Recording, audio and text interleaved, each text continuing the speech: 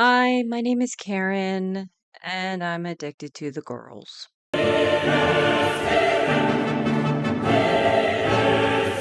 Hello, and welcome to me. Why, yes, I am holding a microphone, very awkwardly at that, because I keep having sound issues anytime I try to film a video. That's the quality you could expect on this channel.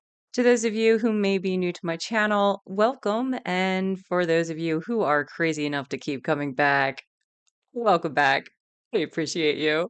Yes, the rumors are true. I can't stop watching Girl World. What can I say? I love a soap opera, and Girl World pretty much is my soap opera. I started with Amberlyn Reed like everybody else, and like everybody else who watches Girl World, I have used the girls as motivation to never become anything like them. In all honesty, what attracted me to Girl World is the fact that I can see certain similarities between me and the girls, whether it's mental health, weight, food, and trust me, that is not a compliment. These days, I find myself more and more fascinated with QuirkyLoveRosee, aka Rosie, and I can proudly say that I've been watching her for almost a year at this point. She just fascinates me for so many reasons, especially with all the claims that she makes. And sometimes I can see myself in her and I think, oh, Karen, it's a good thing you're in therapy now.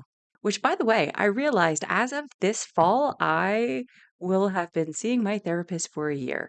That is an incredible achievement for me. Yay, me, pat on the back. So, why am I here? Why am I talking about Rosie?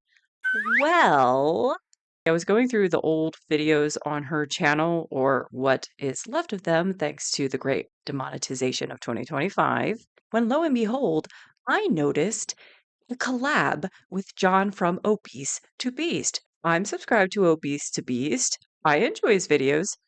How is it I never came across this? It seems that Rosie and John interviewed each other. So Rosie has a video on her channel interviewing John, and the video that I would like to watch and react to is him interviewing Rosie. And it turns out that these videos are from 2023. So that's another reason why I am making this video and doing, I guess this would be my first reaction video on my channel, not including the interview with the vampire stuff. That was just like, that's just silliness. That's fun. That's just fun. I thought it would be really interesting to compare and contrast Rosie from 2023 to Rosie of now in 2026 because that was almost 3 years ago. Do I think Rosie has changed much in those almost 3 years? Yes and no. Also, a few days ago from filming this video, John actually uploaded a video where he mentions the collab he did with Rosie and his disappointment regarding where she is now in life and on her channel. So this is all just lining up. It's serendipity. So this is the video I'm going to be reacting to, and I do suggest watching it on John's channel. I will link it down in my description box below. Let's see what she has to say in this almost 1 hour I video. no longer subscribe to believing in haze. Oh, I believe you deserve to love yourself enough to address your pain. You deserve to love yourself enough so she is to leaving want the to be as community. healthy as one can be. Fat It's really acceptance, health at hard every size, to look body back and reflect on positivity. your life and realize where you've gone wrong. Okay. Alrighty, welcome back to the channel. That Thank you so much fade, for John. clicking Who on did this that? video. So today we are doing an interview, which I haven't done in a while, and we're talking to Rosie. So Rosie is a person that we saw actually on a podcast that I ended up reacting to on this channel. I feel like And John it is was more really buff. interesting because I had posted Oh, my by the way, video. the podcast interview that John just mentioned, I have not watched it. It's almost 2 hours, I believe. If anybody's interested in me reacting to that, I don't know if that is a thing that I can react to. I'll have to check it out.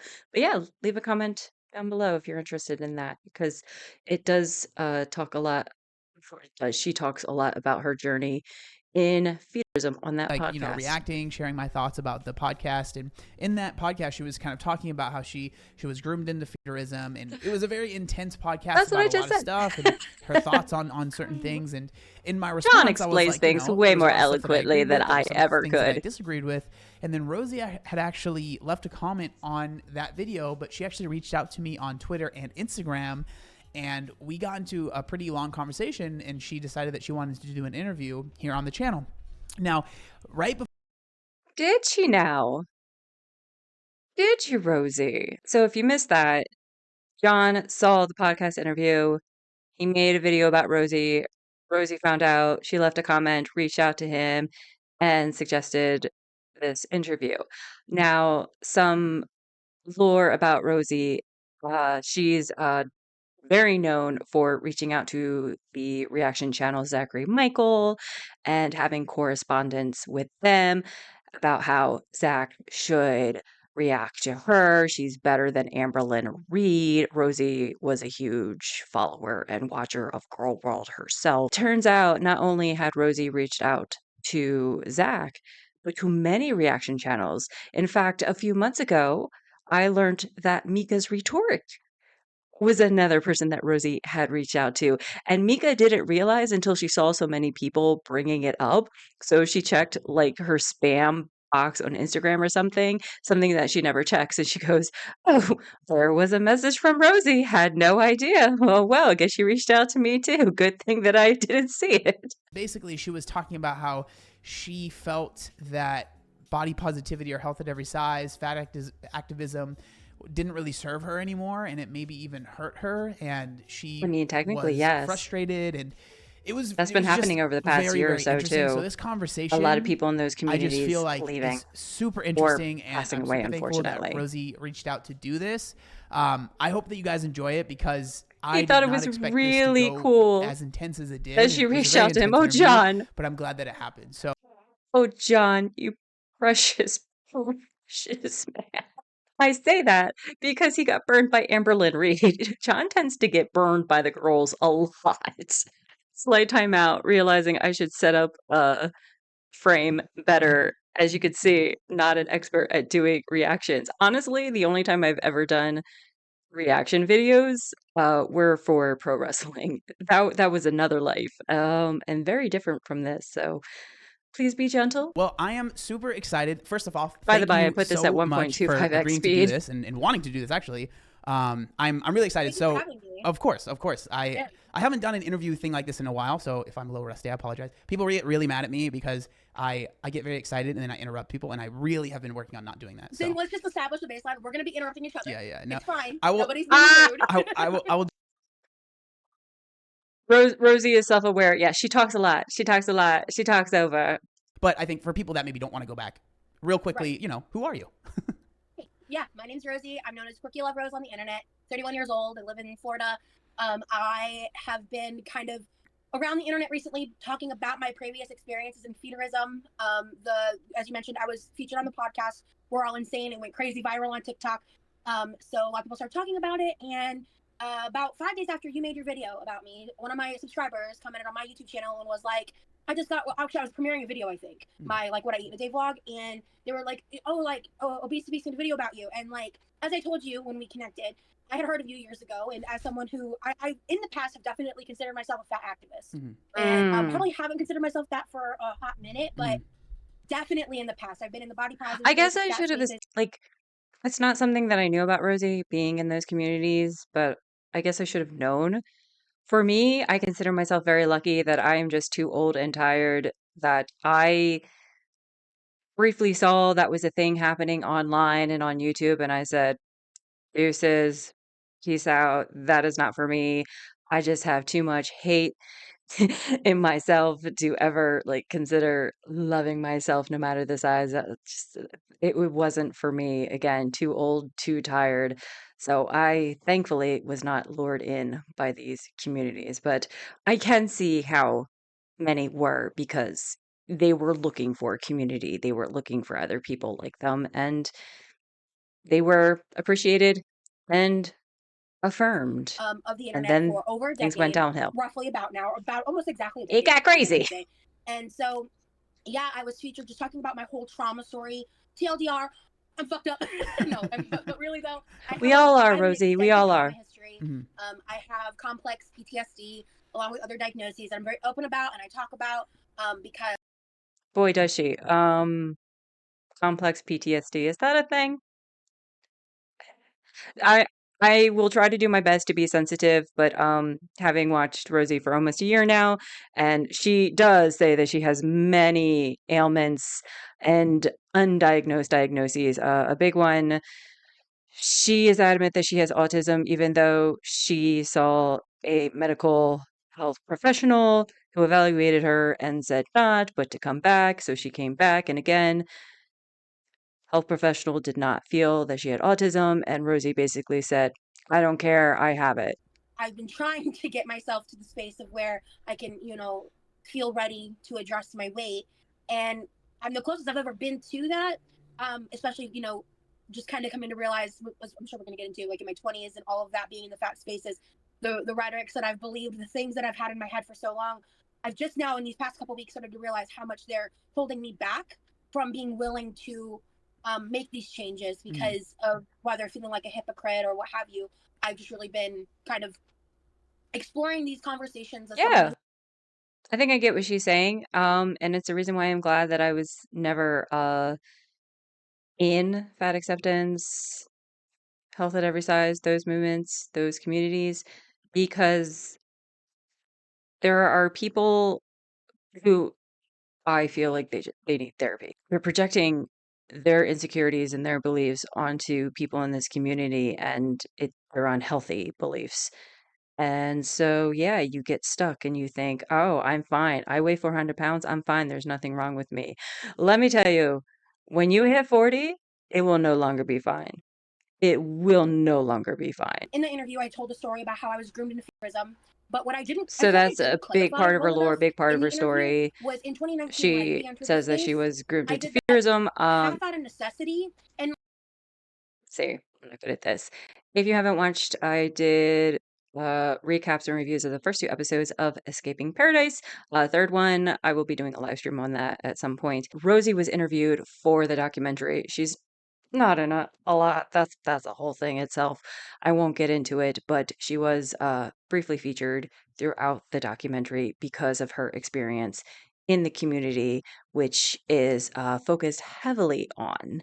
So yeah, also, if you have not watched that documentary, I think you should because that alleged predator Stefan is like making a name for himself on this platform like half and out of my just own choosing, still half doing out his of like thing. And what I feel like is a conversation Amberlynn we need Reed to is kind of figure out to platforming have. It's him. like the fat acceptance to fearism pipeline. I feel like I fell down that motherfucker so hard, Mm-hmm. and I that's believe that. just was partially of my own decisions that I made as an adult, but I don't know if I necessarily would have made them if I hadn't experienced certain traumas and I wasn't like the perfect formula of crap. The takeaway from Escaping Paradise is that all of those women were lonely and they were vulnerable. They were very vulnerable, and it was easy to prey upon them.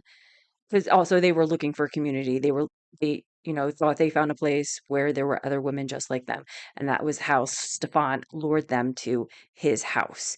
So yeah, somebody as part of Fat Acceptance, I could easily see them like going down that pipeline that Rosie mentioned, because the people in Fat Acceptance, they were also looking for the same thing. They were vulnerable, they were lonely, they were looking for community, they were looking for connection. 17, and so um, I've Wait, wait, I've wait. You had were what in 2014?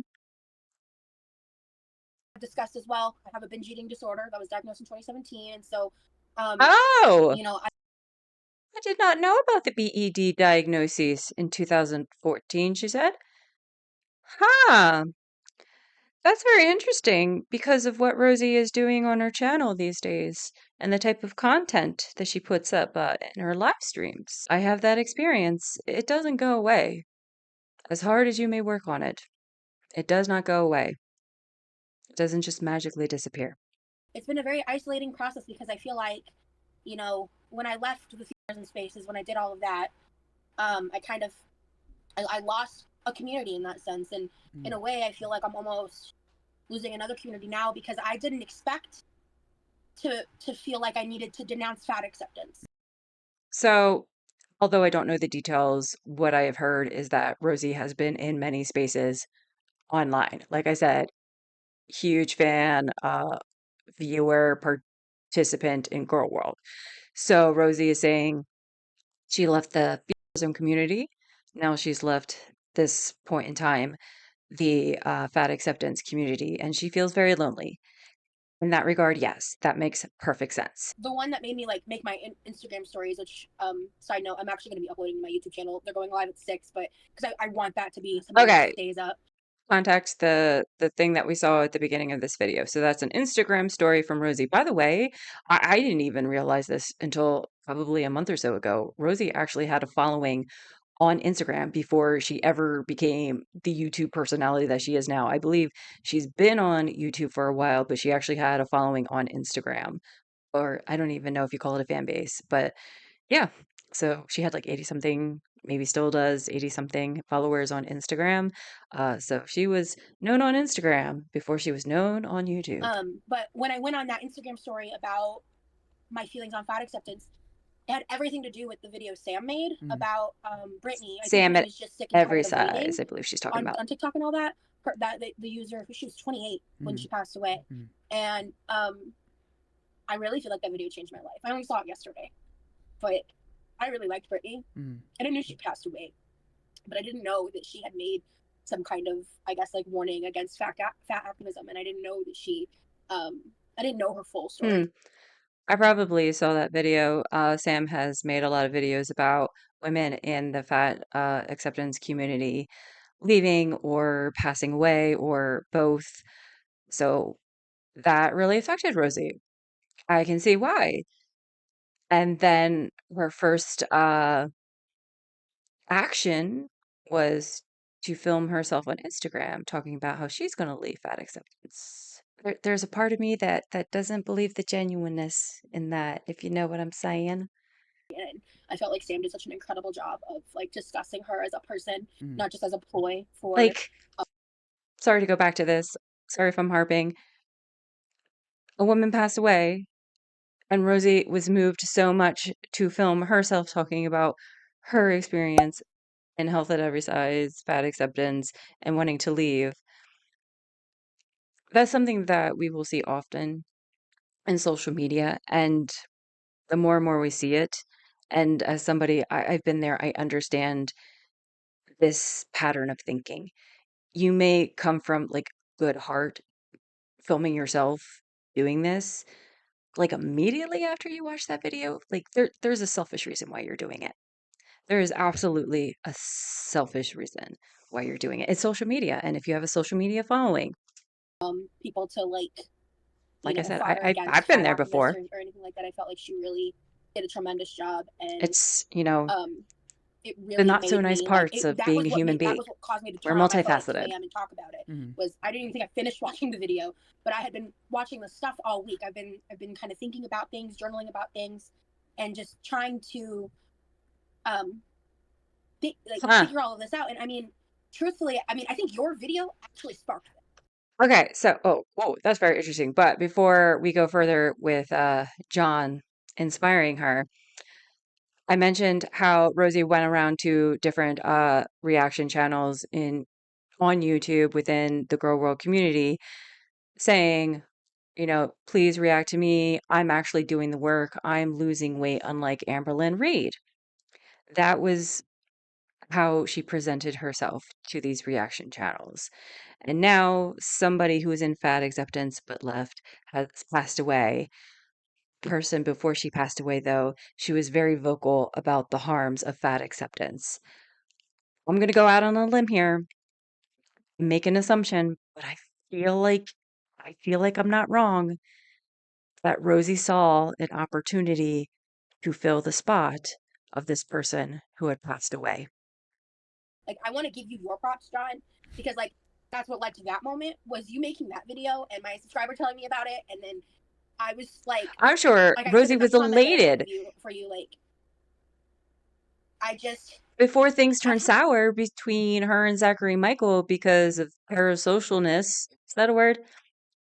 Rosie found out that Zachary Michael finally did make a reaction video about her and was so excited. Like, she filmed her reaction to finding that news out. So I'm absolutely certain she did the same thing regarding John, because it, it feeds into I had to really take a her slice of humble pie desire because someone to on the make a internet name told me for what about her. herself So I on just the took that. platform. I was like, so I just was like, okay, well, I don't know. And then I never picked it back up until you made that video talking about my podcast interview. Mm-hmm. And that's really Yeah, what see, kind see, of see. Yeah, wanted nothing to do with him, didn't care until he talked about Rosie. He made a video about her, or podcast interview, whatever it was, and spoke about her in a positive light, spoke about her positively, was kind about her. And I'm certain the bells went off in Rosie's head like ding, ding, ding, ding, ding, ding, ding, ding, ding, like, OMG. And John, like, John is well known in the community. John has a lot of subscribers. Like, he's a big fish in girl world, so to speak. And he is somebody who has lost a lot of weight in his life. He used to be really, really big. He's very open and honest about his journey. He started documenting it like late in the progress. That's how he started on YouTube. But yeah, he's been through this. He knows. So yeah, I can see how Rosie would be absolutely excited. go down this rabbit hole. And like a week ago, I wasn't against fat activism. I had kind of started already coming to terms and adjusting with the fact that Wait, so like she said a week ago? Her timeline, I'm very confused. This is the thing with Rosie. I never understand her timelines because she is a very convoluted talker. She's a long-winded talker. Um, uh, Admittedly, I'm not very good at talking. You'll probably notice that in this video, where it can take me a while to get to the point. It's something I continue to work on, but it is a huge insecurity of mine. I'm well aware of it. but I didn't want to let I'm go of confused. I like feel the like pain this in the whole ass that interview, being like, let setup go of just what I happened felt very, like very my face fast, would is be in what terms of like, my self-love journey and learning to that's accept myself for who I am and all those what things. I'm gathering. I don't know. There's a lot of good when it comes to the health at every size space, fat activism, if you So want to call John it is that. I know willing to people will look say at, that they're not both sides interchangeable, of which the I agree. coins. There And are I do differences, agree with but him there with are that. good parts, and I've talked about this Yeah. extensively, and that's why I think that it's a little. I get frustrated when people are. It's either you're all in or you're all out, right? It's like all of fat activism is bad and it's stupid, right? I That's don't agree dangerous. with that because I do think there genuinely Right. are some really important parts of it. I think one of the most important parts, and I think that this is something that anyone that's ever been very overweight or even slightly overweight can attest to, like how you're treated at the doctor's office. Like that is one of the most important, I Been think, there. things that fat activism, health at every size, whatever you want to call it, has. And that is my thing. I have no issue with anybody wanting to live their life how they want to live their life. The people that spread misinformation and lies and force their opinions onto others and force them into unhealthy situations, that I do have an issue with. If you just live your life peacefully, you don't want to lose weight, you don't want to diet, I don't care. Cool. You're not affecting me. But it is frustrating to see like the dangerous side to it. So I agree with John that like it's a multifaceted, nuanced conversation. There are good aspects. Like there's goodness in these communities in this movement. Like there are issues when it comes to people who are overweight and fat when they go to the doctor. I've experienced it. I am somebody who has gone from doctor to doctor to doctor throughout my entire teenage and adult life, and I'm only now I have a doctor that I actually like and I feel comfortable with. I wouldn't be surprised if it was my own insecurities projecting onto them, but for the most part, it was because they weren't listening to me. Like the last doctor I saw before the current one didn't believe me about having an iron deficiency. So it took me 4 years to prove that I have an iron deficiency. The doctor I have now, she believes me. She sees the proof. She sees the blood work. But the fact that I had a doctor that like I came in to talk about having iron deficiency and I wanted to be tested for that, and all she would talk about was my weight and a diet. It just pissed me off, and that was the last time I ever saw her. So, yeah. As championed and really focused on, because I think that's important. But there obviously are parts that I just disagree with, and I try my best. And I appreciate you saying like the people that didn't like me. I can understand that people don't like me. That's fine. Like especially a few years ago, I used to be a lot more like intense and definitely more like boisterous, I guess. I think as I've gotten older, You can't please everybody, my gray hairs, unfortunately. I've realized that like I have to at the end remind of the myself day, of that. this is what it's all about. It doesn't matter if I'm owning people in a video. Like if Oh, look at us, we're if they twinning. feel owned, and then all of a sudden they're I like, got well, a I'm drink never too. I going got my to water. watch that content again, or anything that person says, or anything that person or even anyone that is associated with that person says is obviously BS, and I'm never going to listen to it. That's not going to help, right? And so No. like the goal is to actually help. But kind of taking a step back, because I do want to frame this so people kind of understand. So you've been kind of on a journey since, I'd say the spark was probably doing that first podcast, right? That 2-hour long podcast. Again, this will be The We all Are this All stuff will be Insane linked. Okay. podcast. Yeah, well, actually, yeah. So yeah, everything will be linked. But so the actual spark of this journey was back in April. Okay. I had a very public mental breakdown. I In was aligned April? with really bad people in the feeders and space. And Huh? So John thinks the spark of this journey, which I assume is leaving health at every size and doing something about her health and her weight, was being on the podcast and talking about her experience in feederism. And now Rosie says, well, actually, it was this past April. I assume she, like, timelines can be so confusing, but I swear she just said this past April. And this was filmed in October 2023. in the past interviews, I think even in the interview that I did on the podcast, I feel like I've been giving them too much credit. I'm in prepping how I myself frame this because I feel story like this is going to be and so how I left convoluted. everything. And I don't like to bring them up because it's like the moment I even allude to their existence, they pop up out of nowhere. They try to get their clout. They try to do their thing. Rosie, whatever. Rosie. I want no. This is something that she has been criticized for over and over again. She does have issues with certain people online who take things too far. I absolutely agree. They do take things too far. Unfortunately, this is the internet, and as much as we would like, justice to be done to trolls and just awful, awful people, to tell you a story. So, as somebody who used to watch pro wrestling, especially Japanese pro wrestling, there was a pro wrestler who took her own life because she was severely bullied online. Uh, yeah. And her mother has been fighting since her passing for something to be done about that. And it's, I know she's made strides, but like, it's Japan. In the US, it's like, oh, well, whatever. There's protections there, but they can only do so much. So Rosie has been given advice over and over again to ignore these people. The best thing you can do is just ignore them. Don't allude to them. Don't don't do anything. And Rosie has a tendency to allude to people, not just the ones that are like harassing her and sending things to her house. She will allude and then be like, I'm not going to talk about them. I'm not going to give them the time of day. I'm not going to think about them. Then she will keep going. And it's like, just don't say anything. That's how you take away the power. Do not say anything. And I know it can be a very hard lesson to learn. And as somebody with OCD, I can get how like somebody would refuse to listen to that advice, but man, you got to do something. You got to protect yourself at a certain point. Like, how much are you going to take? Association with those people because their toxicity made me see my own toxicity. Don't you know that you're toxic? Content in feederism in the beginning of this year. At the very beginning of this year, actually, I had launched an OnlyFans for the first time, but I had made content along that line for many years off of a Google Drive. Okay. Going back to the timeline. Okay, so I think because she's saying that like this is how I am. So this whole journey for her started in April 2023, which means like her making the Instagram video about the woman who left the fat acceptance and passed away was very recent to this interview that they were doing in October 2023.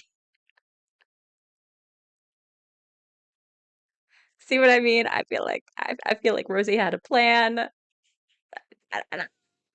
Again, if you watch my past interview, I was gang stalked. All this crazy stuff happened to me. I was very nervous about. Hold on. I feel like this is an Inigo Montoya thing, where I do not think that word means what you think it means.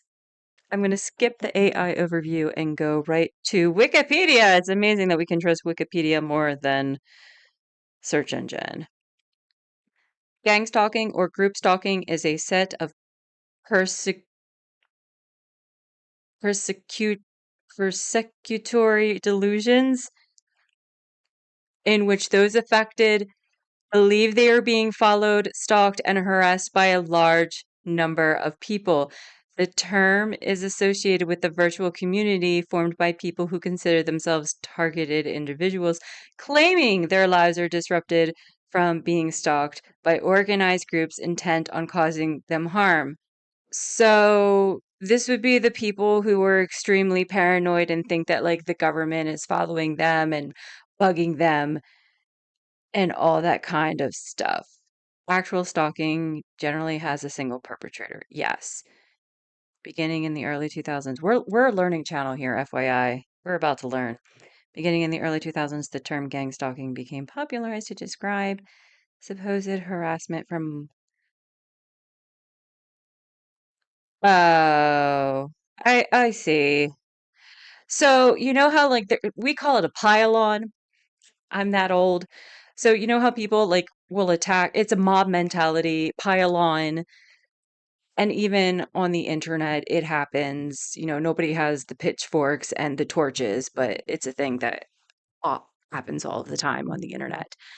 So people, I guess, came up with that term, but it's not, at least that this is what I'm gathering from Wikipedia. It's not real. It's not real. Just like there's people that like they're paranoid and think, and yes, if you watch a lot of movies, you'll be like, but that's not being true. But for the most part, it's not real. So her using this word is very, very confusing. I would use another word, Rosie. I would highly consider another word because revenge you're using a again, word like that basically is ironically, the definition to saying you're I won't get into that, delusional. but these people are really bad people, Yeah. and they went at great lengths to try to hurt me and paint me out as an abuser and all these things. When they attacked me, they created these Do I know about that? horrible narratives that like I was lying about being disabled. They continue to be ableist about my disabilities. They continue to be trash. And That is a thing she still talks about today.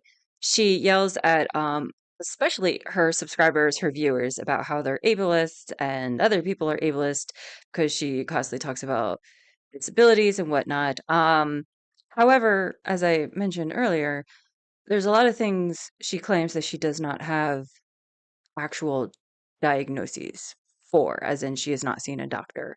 Her current belief is that she has fibromyalgia, and I have a very dear friend who has fibromyalgia, and I have known her journey and her story for many years now. So I I do not agree that Rosie has it. I would believe from what she claims, it could be neuropathy, it could be carpal tunnel, but it is not fibromyalgia. Because trust me, Rosie, you clearly haven't done your research if you think that, and you're not going to. You're not going to see a doctor to get a diagnosis. attacked when I was already extremely depressed and trying to figure out my own mental health struggles. I had a very public mental breakdown. And I will not. Hey, she admits to it. She's very self-aware. She's got some self-aware in this interview. Good for her. I will admit, even if somebody is in the wrong and whatever the scenario is, to experience a pylon, to experience, you know, a mob going after you, especially even though it's online, I mean, a lot of people, Rosie's chronically alone, a lot of people, they live in the online space. It's still harmful, it's still detrimental. When I was, you know, pursuing having a pro wrestling channel, I experienced a lot of things that caused my mental health to deteriorate. I did not respond in the best way to it, but I protected myself as best as I could. Um, that's all I'll say. Unfortunately, my reasoning, you know, was, oh, delete everything. Yeah. In hindsight, though, therapy is helping me not to go to those extremes. But yeah, I was able to recognize in the moment like how much my mental health was being affected, and I knew I had to get out of that It was space. not fun, nor was it fresh. So And a lot of it had to do with the fact I feel that for Rosie in that sense that whatever the realized reason, that when this people are going community after you didn't and give a you're shit about me. depressed and you're down, yeah, it's They going to cared about make my things body. worse They and it's cared about going to hurt. It's how they going could to be painful. fetishize me. They cared about what I did for them, not me. And I had been using Yes, my that looks for validation for years. so Rosie is saying that the feeder community only cared about what she could provide, not for like who she is, which yeah, I get if you're somebody who doesn't, you know, see the harms of the community or maybe doesn't realize until it's too late. you could feel like, oh yeah, this is a place where I belong. There's other people that's like me. This is great. And oh, I can make money from it. This is awesome. But you are harming yourself. There are other people encouraging you to harm yourself. So she didn't realize that until it got to a point where shit got real, as they say. So I won't years. fault her for I had that. been Part of me using my wanted to be fatness for like, well, validation for duh, but years. I had been think of it as somebody I had been who, able to is monetize my looking eating for that disorder. I community. had Then been yes, able to I can monetize see her reasoning. my fatness and monetize the validation, which creates this wild warp of Something very interesting she just said there. So she was monetizing the validation. She was receiving validation for herself. She found a place where people um put her up on a pedestal, so to speak, but again, they wanted something from her. It wasn't her herself. This feels very similar to what Rosie is doing now. She is receiving monetized validation on her YouTube channel where she is cooking and eating large amounts of food, and she has people who support her, who buy her things, and she buys a lot of things. But not health insurance, not health insurance. intoxicating. And you've had like a binge eating disorder for years, and you come across this community that's like, you can still do this and it not be bad. It's not a binge, it's a stuffing. It's not Yeah, you just relabel things. it's not a Social media especially self-hate, likes to it's lust, relabel things. you know? I got So sucked it kind into of I'm just making this about me, y'all. This video is about me. I got sucked into people trying to relabel weight loss or dieting, saying, "Oh, it's a health journey," to make it more appealing so you're not thinking about losing weight. And no, I'm over that now. I've learned, like, who the hell cares? Now there are other people that may be what they need because of the headspace that they're in, where their mental health is at. I get it. For me, it helped at a certain point, but now as I've grown, as I'm learning more about myself and working on my behaviors and just like all these other things that I have going on, it doesn't affect me anymore. I go, yeah, I'm losing weight. Like right now, I'm losing weight takes because I'm this fat. I don't have a problem saying I'm fat. mental I'm fat. illness. It takes this exacerbation of symptoms and Yeah, turns mental health it is a bitch, into yo. something to be sexualized, self gratification, and creates this almost air of like ego, where like I can do this, and not only will like people beg me for it, they'll pay for it, they'll on top of it give me all this attention, they'll Yeah, beg for my attention. that's the dopamine cycle. You get rewarded for it and you keep doing it over and over and over again. And that doesn't mean that what you're doing is good or healthy for you. Unfortunately, oftentimes we find ourselves in that cycle with very unhealthy things, aka addictions.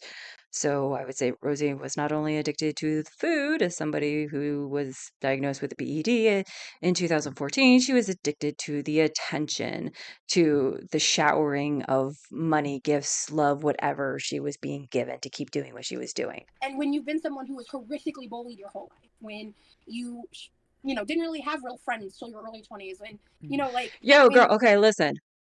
I'm I believe she was bullied. I was also bullied, not to the extent that others have experienced. Like I was not physically bullied because I guess a plus for me is that I am tall. I was taller than like a lot of boys in my class and at school. So nobody was going to mess with me, but unfortunately, personality wise, and my weight. I was an easy target, and yeah, that shit still affects me. When I'm in therapy, I still bring up, situations, um, instances that occurred when I was in middle school, high school. And I am somebody who has struggled with making friends my entire life. I was actually going through like the history of friendship with my therapist this afternoon. So crazy that I'm watching this right now. But yeah, I didn't really have many friends. There are so many periods that like I either didn't have friends or I had one friend or maybe two friends at most. And then once I got into my early 20s, I started making friends, or say late teens, early 20s. I'll be kinder to myself. Late teens, early 20s, I started actually making friends. So I know the headspace. I understand the headspace that Rosie is talking about. You have been someone who You're already had this desperate. pre-existing You are issue, who desperate for has got to attention, for 500 love, pounds for all by myself. validation. Yeah. All by myself. Mm. Nobody helped me with that. I entered that space over 500 pounds. Mm. And I've since lost weight, you know, like. Okay, I do know that. Entire I always see people say that Rosie lost 100 pounds. I don't know how true that is. I do know that Rosie lost a significant amount of weight, but then she was doing well, and then she wasn't doing well, and then she stopped talking about weight loss entirely. And if somebody brings it up, she gets very angry and upset. She's not thinking about it right now. She says she's not. It's not on her to-do list. It's not important to her. Whatever the excuses are, experience really created they are the excuses because I self-justification had those excuses of too. like, you know, oh, you know, I'm not binging, I'm stuffing, and it's the same fucking thing. Yeah.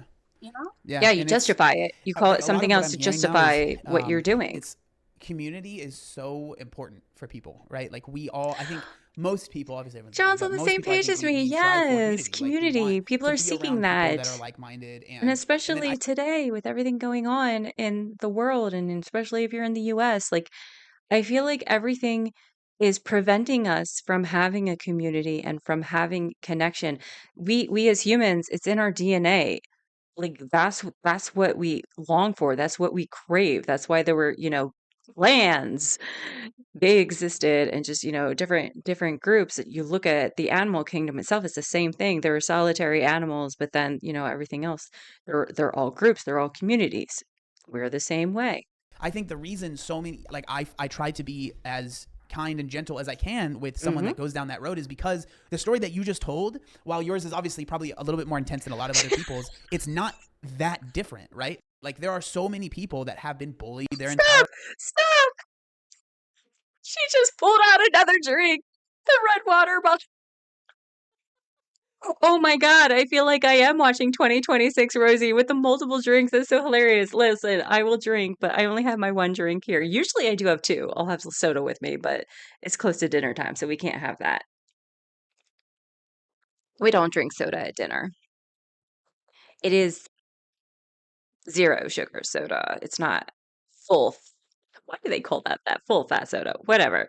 I'm a Coke Zero, Pepsi Max girly. Yes, I still prefer to call it Pepsi Alive Max. that their size has been like a quote unquote issue. People have made fun of them. Maybe their friends and family have maybe tried to push them to lose weight. It hasn't worked out, so then they feel bad about it, and so it's become this, like, for them their weight was always a bad thing, and so to find people that are saying it's actually a good thing is like, what Yeah. And it makes sense. And again, not Yeah. everything that is said. And listen, as somebody who unfortunately had to grow up throughout the 90s when, the cycle changed into heroin chic becoming popular, going into the early 2000s, I experienced so much shame for my body and my looks. Like it was horrible. It was a horrible time to grow up if you were a girl with any amount of weight on you. And I was a fat girl and my weight, like, I kept piling on the weight, but then, I always look at pictures from being in 10th grade and go, "Oh, I wasn't as big as I thought." But I remember looking in the mirror and thinking, "I was huge."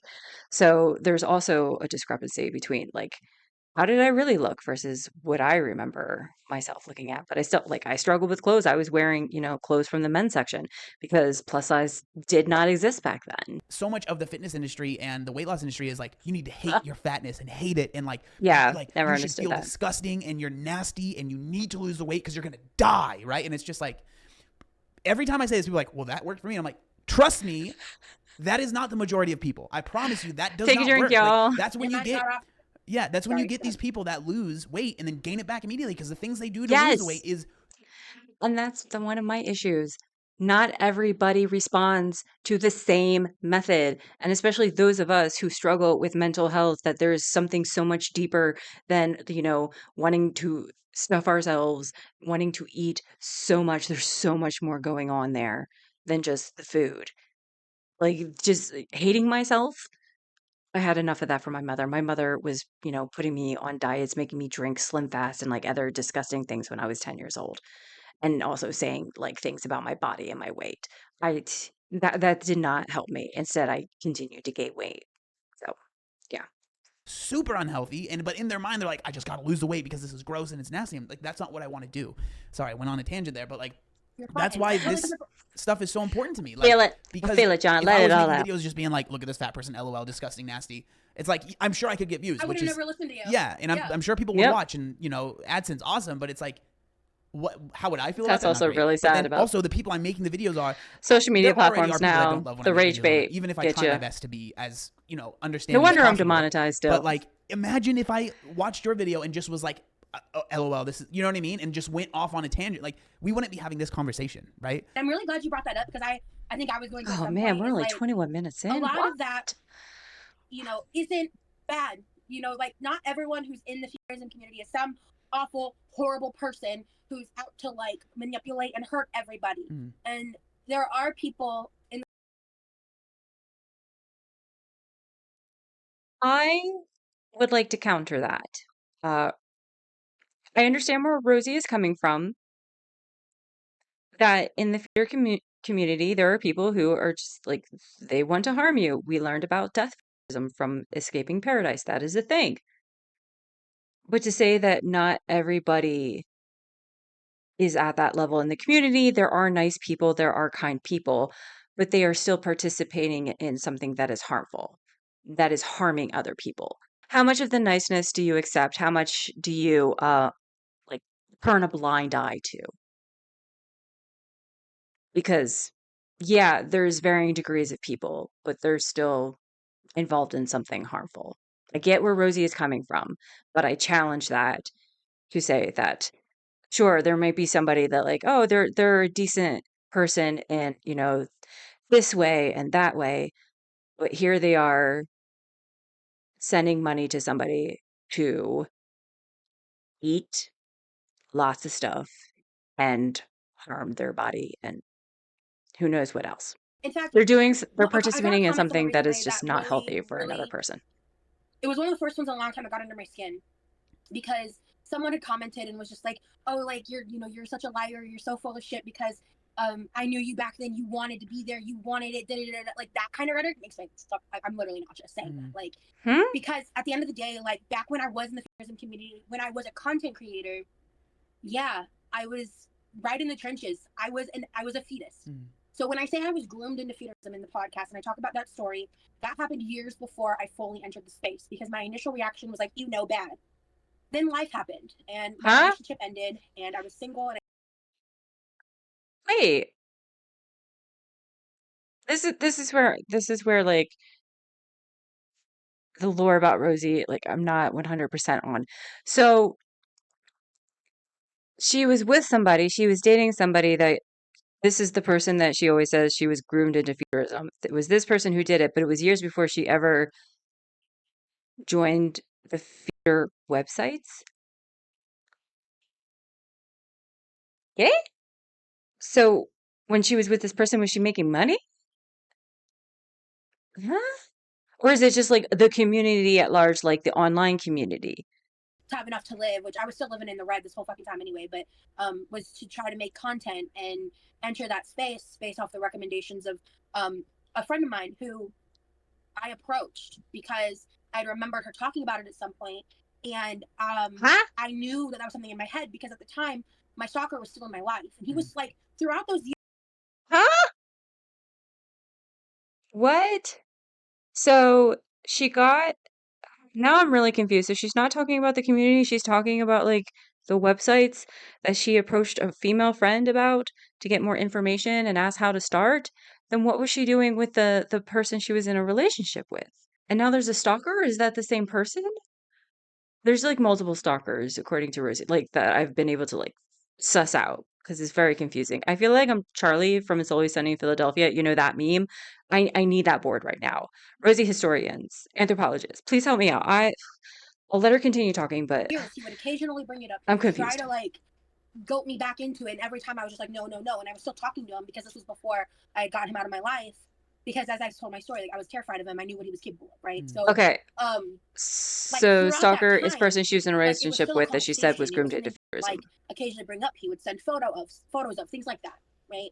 And so with that slow, like, he was persistent. That was one of those things about him, was like, at the end of the day, I don't know if I would have ever started that process if it weren't for him. That's why I say I was groomed in a fear. But at the time, I was a 28-year-old adult, and I made that choice, and that's on me. I mean, she's right. You don't know what would have happened. You could have ended up in that avenue another way. Oh no, listen, I'm blonde. I know I'm blonde, but man, I'm so confused right now. I'm an unhealed, imperfect person. But at the end of the day, I wouldn't be going to therapy as much as I have. I wouldn't have taken the past 6 months off work to get my meds regulated and figured out. She is not going to therapy now. Her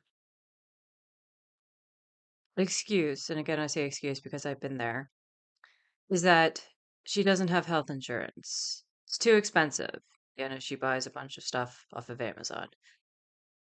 I don't know how much money Rosie makes on YouTube. It's way more than I would have ever made. For me, when I was monetized, it took me a year to earn $100, which is the minimum threshold you need to earn before YouTube pays you out. So I'm sure she is making money every month.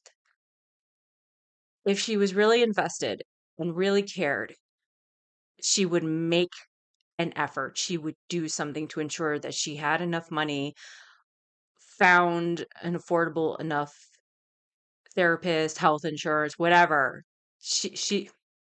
You make it happen. If Rosie wants, I can introduce you to the financial diet. Maybe that's what you need because they are like they I will wasn't be trying a to hold huge help. myself They will accountable. teach you how to I budget, wouldn't be girl. going through this very painful, lonely, isolating process if I wasn't holding myself accountable. But so many people look at me and they assume I'm not holding myself accountable because I'm still fat. So many people look at me and assume that the only marker That's gonna come back to haunt her in 2026. of success that there is if I'm losing weight or not. And if I'm not losing weight, then I'm not a success. And that's not true because I have overcome so much in my life. So I can relate to this in the sense that I thought the same way as Rosie, especially when it came to my weight, something that I've struggled with since I was a kid. Understanding that I had a lot of stuff going on mentally. I experienced quite the few breakdown moments. Turns out that I have had unregulated emotions for my entire life until, well, learned about it from the first therapist, but then I forgot to do the work. But now with the current therapist, we've gotten there. Am I perfect? Absolutely not. I sound like Rosie there, but we all have our moments where just some days we're just really annoyed and we're really pissed off. That happens. But I believed that I couldn't successfully start losing weight until I worked on the mental health aspect. And I'm here to say that I'm working on both at the same time with success in both areas. Absolutely, I'm not done when it comes to weight loss, but I'm putting in the work. There are days when I don't, and I see what happens when I don't put in the work, and I understand why. I know that I haven't made enough of an effort. I didn't try as well as I could have, as much as I could have. So I have sympathy for Rosie, but I also see the other side of the matter. So to me, sure, I get it. You really wanted to work on yourself in other ways and saying, well, I'm not successful unless I lose weight, but I have been successful. But at a certain point, as you continue to work on yourself, you should be showing progress. And I will say it from this point forward, there will be progress. She lost weight. So there's that. So I won't I won't discredit her here, but I can see the other side. The belief that you can't start working on the weight until, work on the mental health. I was there. I unfortunately was very unsuccessful. I have overcome so much mental illness in my life. I have healed so much trauma through therapy. I have done the fucking work. But it's never done, Rosie. It's never the work is never done. And sure, I haven't even reached a full year of therapy, but I've known that for quite some time. I need to sit back. Hold on, sorry. I've known for some time that you've got to continuously put in the work. Therapy isn't, a magic eraser. It doesn't fix everything and then it all goes away. You have to constantly work on that. Entered my 20s at 500. Highest I ever hit was 5. Also, I do want to say this, like, have you really healed the trauma if you ended up in and gained more weight because you were vulnerable, right? So have you really worked on healing? Because you certainly haven't now. And I found that out at a bariatric office because I have considered weight loss surgery 3 times in my life. And ultimately, every time I backed out because it's not for me. Interesting. It's too extreme. Her parents had And I have bariatric surgery. opinions that I I didn't know that formulated she through my time considered in it, fat or acceptance did and I? my time on the internet. And I have genuinely questions that I don't feel like I've ever been properly answered. And that's why I said what I said on the podcast about weight loss. But I just feel that for me, it's not the best option at all. And I never, and because like, and that was one of the things I feel I like can agree with your that. response to me was one of the main things you just. I can agree with that from my personal experience. It is something that I didn't want to pursue when I had spinal fusion. The neurosurgeon heavily pushed bariatric surgery onto me, like to a point where it became extremely uncomfortable with how much he was pushing it on me. Now, from a health and concern standard, it was because of my weight and, you know, I needed to shed pounds to help with the protection of my spine because the fusion, like anything can happen, especially as you get older, as your bones get older and maybe deteriorate. You got to take care of yourself, right? You got to work on those core muscles constantly. But at the time when he was pushing bariatric surgery on me, I'm just like, no, it felt icky because my assumption was that he was getting a payout. You refer patient to bariatric surgery and you get paid for that. That's what it felt like. And I know that our healthcare system in the US is not always great, not always perfect, and that sort of thing can happen. And also, I was fully aware that for somebody to pursue bariatric surgery, they have to make sure that you are okay here mentally. And I knew that I was not okay here mentally. I knew that I would struggle and fail when it came to, you have to lose a certain amount of weight on your own before you have the bariatric surgery. Even though I lost 50 pounds in over a year on my own, what happened after? Regained weight, maintained weight, regained weight, up and down, up and down. Didn't learn anything from the year of losing 50 pounds. When it comes to the weight loss surgery and everything, it's just like I just feel like it's too extreme for me. Yeah. I feel like it's almost dangerous. Yeah, just to kind of like reply to that, I think that that was definitely Yeah, one but of bariatric the surgery things has that I also felt like been around for decades at I this wouldn't even say point. So disagreed, but maybe the way that we approached it are a little bit different because the way I see weight loss surgery, and then now obviously more popularly weight loss medications that are becoming more and more available. I think that take a drink. so the way I see it in steps. So like if you can lose the weight without undertaking any sort of help out from the outside world, if you want to call it naturally, whatever, then that's like the way to go because I feel like that has the least amount of side effects. There's the least amount of things that can go wrong. But that is just, it literally isn't possible. It's so funny he says that because the way my brain operates, I can see the downside to that. Because yes, he is right. He is absolutely right. But there are exceptions. There are anomalies, and those are the people that take it to the extreme. That go to the extreme because there's something going on there, and those are the people that like exercise too much, focus on losing weight too much. They become so obsessed. They do too much. They lose too much weight, and like they're unhealthy. So there are anomalies. It's funny. I'm not going to be like, yeah, well, there is this percentage where it happens, but it's funny to me that there are anomalies. Doesn't mean it's a huge percentage of people that take it too far when it comes to natural weight loss, but they do exist. But John is right. He is right. For some people, and I understand that, and I don't think that makes you any worse or anything like that, right? And then you take the next step if you want to say that that's like weight loss medication, if you want to say that that's maybe hiring someone to help you, whatever, right? Like then there's that step, and then there's the next step, and then I do think like the last step is getting a weight loss surgery, and then there's even like steps inside of that, right? Because there's different types of bariatric surgeries, but the higher the step, the more advantages there are, but also the more maybe disadvantages there are. And again, this is just coming from someone that I'm not a doctor or anything like that, right? But this is just things that I've noticed from, I do have a lot of friends that have had bariatric surgery, and a good amount of them have zero complaints and they haven't had any sort of. So I knew one person who had bariatric surgery, but it was in 2004.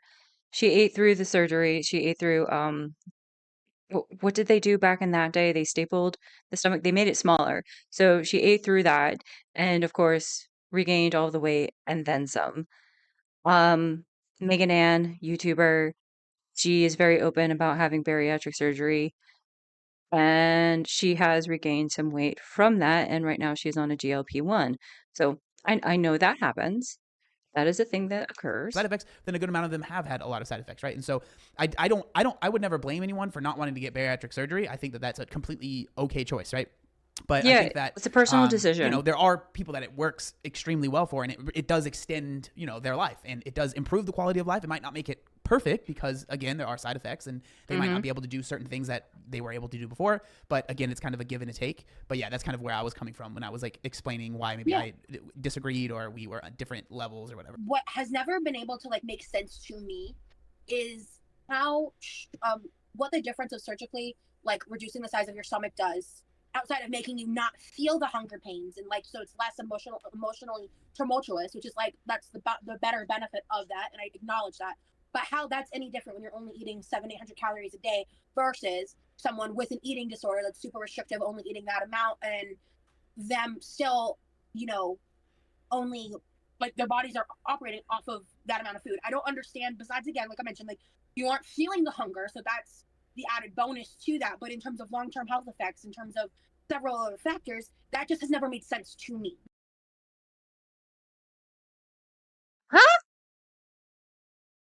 Nobody should be eating 700, 800 calories anyway, even if they've had bariatric surgery. That's not good for the body.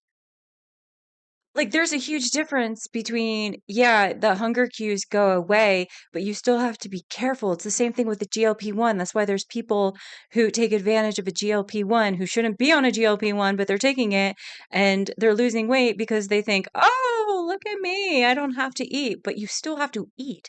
You have to make sure you eat enough protein and get a good amount of calories so that you can still function. And I assume, like, that should be the same way with bariatric surgery. Yes, you're going to eat less, but you have to be aware of what you're eating and how much you're eating, but like get the nutrients in, get the protein in however you can. The, I don't know. I can't see how eating 700 calories a day because you've had bariatric surgery is healthy. That doesn't make sense to me. One of the main differences, again, just coming from someone that's not a doctor, but like I think like the intention behind it, right, is really, really important. And I think that that's going to be on a personal level, everyone's going to be different as to why their intention would be. Yes, their But intention I is just say going to that be because I different. can Their understand experience is people that going to maybe be had gotten different. the There will surgery be feeling similar maybe slighted experiences. by the way that you framed it. But again, seeing how you know the Yeah. people that you saw growing up, maybe getting the surgery and some of the issues they maybe had, I can understand you. But Rosie has seen like people who have had the surgeries and, you know, they were, I don't want to say they were failures, but, you know, they weren't successes, then yeah, she's going to be swayed and influenced by those who, you know, weren't successful. I saw somebody go through in 2004, and she ended up not being successful, but there are people who are very successful. So, uh, she's just going off of like what she's witnessed and what she's experienced from, you know, the people around her. Just be Being like, open I don't to want to get that, right? And that's other totally fair. But that's just opinions. kind That's of, all. you know, what pops into my And head. to Just be accept real, that, that like, was very much coming it's from again nuanced and like gray. There's different my fat experiences. activism point of There's view. successes, there's And failures. I'm literally only a couple weeks Oh, into even realizing like, more oh, maybe more I should awareness try here, to more reduce stomach, you self-awareness. know? Let's talk about She just said that she's probably, you know, thinking that way about the surgeries because of being in fat acceptance and all that. Yeah, I could see that. Yeah, I could see that. You have a bias. We all have biases. So yeah. that then. Let's talk about that because I think that that's really, really interesting. You already kind of brought up the story that you did at 2 a.m. You were kind of talking about how you felt like you would have called yourself a fat activist, you know, a while ago. You were like really big into the space, and now you're feeling like you don't agree with a lot of the things maybe that you thought.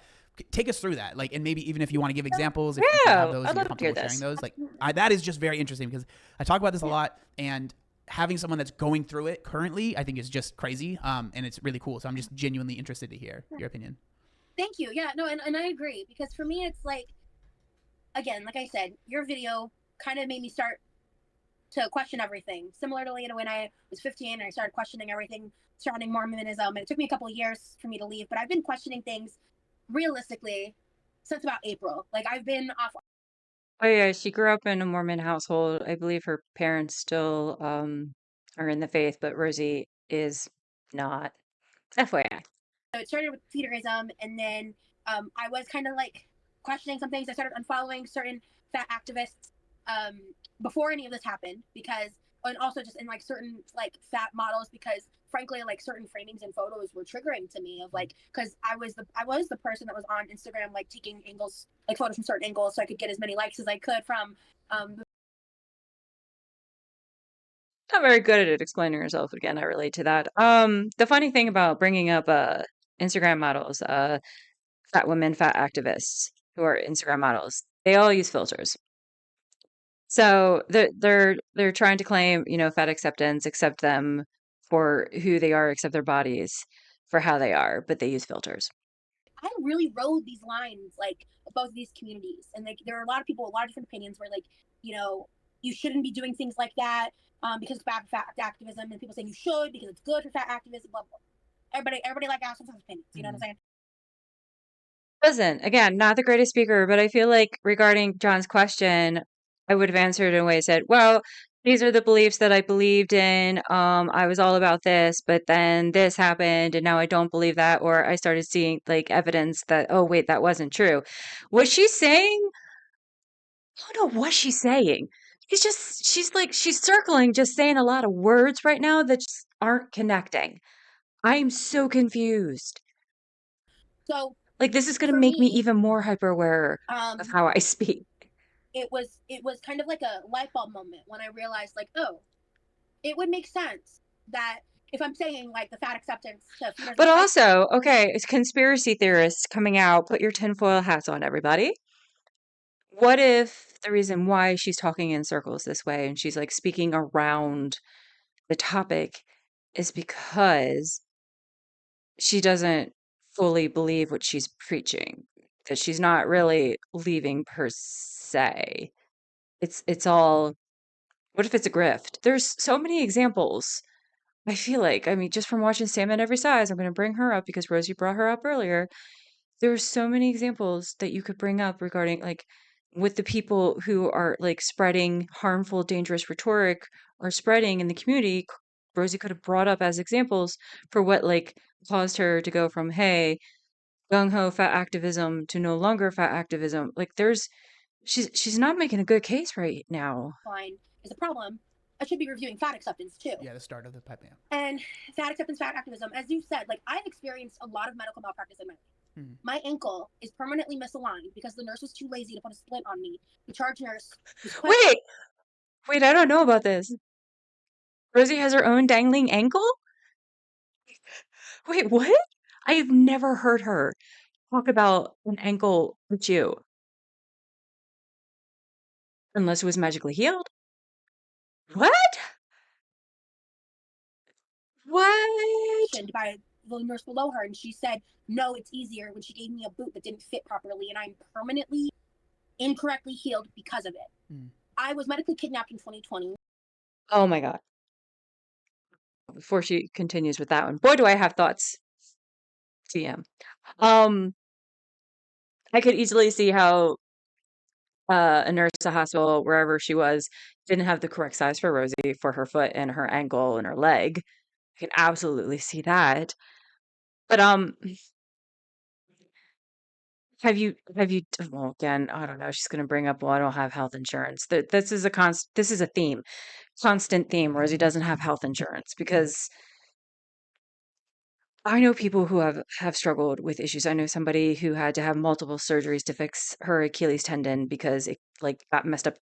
Like something happened to it, had corrective surgery, they messed up, and then she had another surgery, and it was like even more messed up. It was just like multiple surgeries, like pain in the ass. I can't even imagine what she went through. And I know somebody else, she can't afford to have surgery to fix her issue, but she is doing what she has to do. And if that means wearing a boot, wearing whatever, being on a mobility scooter, she will do it. What has Rosie done besides sit in a chair in her kitchen? I mean, she did lose though. Wait, when there's a vlog where she goes to the gym, right? So How does this ankle affect her? Watch her. She's going to bring up this ankle now. She's going to bring this ankle up because I know how Rosie is. She's either watching or she has other people watching for her when somebody mentions her, makes a video about her. Through So yeah, psychiatric I'd love to hospital. I know discussed about that the a little ankle, bit in the Rosie. interview.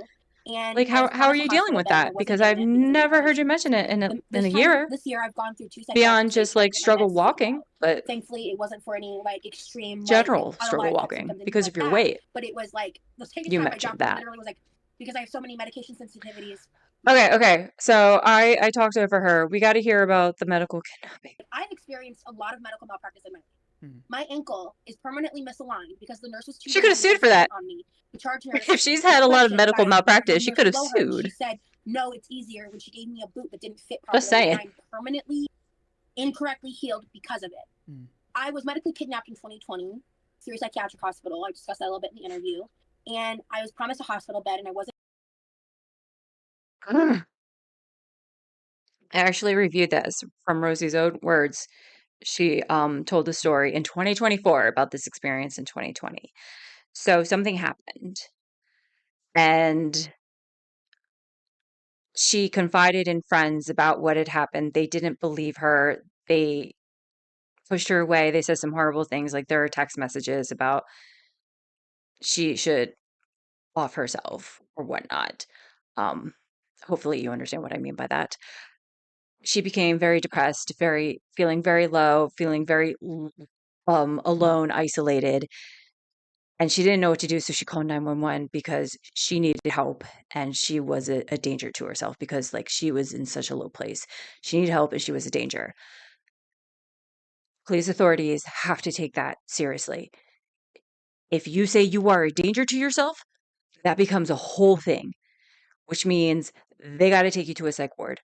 Rosie went to a psych ward and she claims that she was medically kidnapped because the doctor, like, you go to the hospital first, they check you, and then you're brought to the psych ward. So that happened to her. She said she was given some medication, and then she was brought over to the psych ward, and she signed papers. They told her to sign papers, or else they can't, take care of her because of the fact she doesn't have health insurance.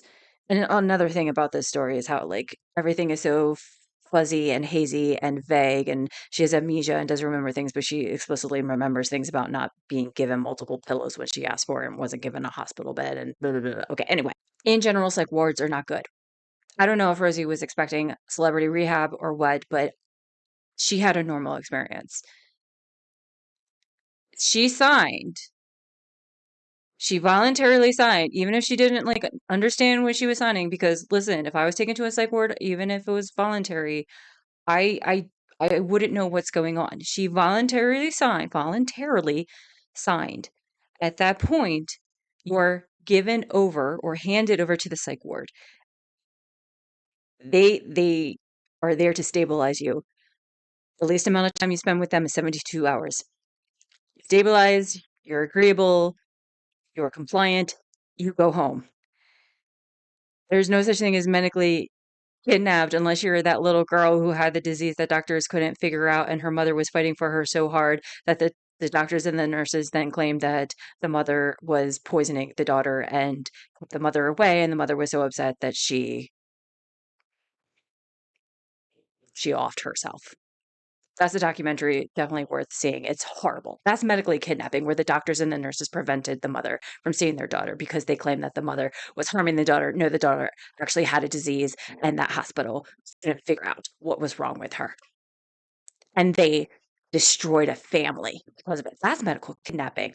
Now, by saying medical kidnapping, are you saying like involuntary hold? Because involuntary hold, you got to go to court against your will. If you're saying it's against your will, you got to go to court. That's involuntary hold. Voluntary hold, you sign something, and at that point, you are in the care of the psych ward, and it is unfortunately like you don't have rights, Rosie. And again, it sucks. I don't know how much of what you say about your experience is true. Like the multiple pillows, I can find logic in they're not going to give you multiple pillows because you said you were a danger to yourself. Why would they give you multiple pillows? You can't have anything. You are there to be stabilized with medication, and then if you're agreeable, you're compliant, you get to go home. You're really smart enough to figure that out. But unfortunately, psych wards are government funded. They're the bare minimum. They're not great. One she went to, she has said that they have really bad reviews. I believe it. I believe it. And who knows what other things happen there.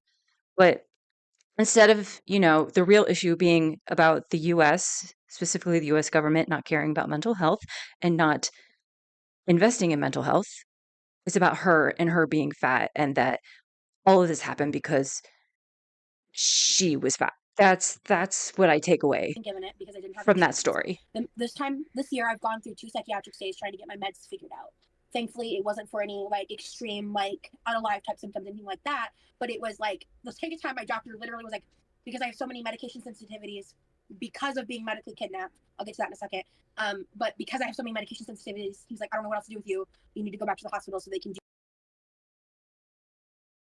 In which case, like, were you actually having a moment of being a harm to yourself? Because that's the whole point of why you're there. That's why she was upset. One of the things that she vividly remembers is that she asked for a therapist, I believe, and they denied her that because they are a psych ward. There's a psychiatrist who handles the medication and sees what works for you. That's how that goes. There is no therapist. You want a therapist, you get out of that place and you find a therapist. You do not get it inside because you are there for as little as time as they could possibly have you there from 72 hours. While I was in the hospital the second time, they had to take me to the regular hospital because I was having. I'm annoyed about this because I've seen a lot of media, a lot of film, TV, and I've read books about mental institutions and psych wards. And there's a common theme. They suck. They're horrible. But I think she just had a normal experience, and being a privileged person that she is still a privileged white person. No matter the discrimination she faces for her weight, the comments that are made towards her because of her weight, she is still a privileged white woman. And she went and she has like she's sheltered. She grew up in a stable home environment.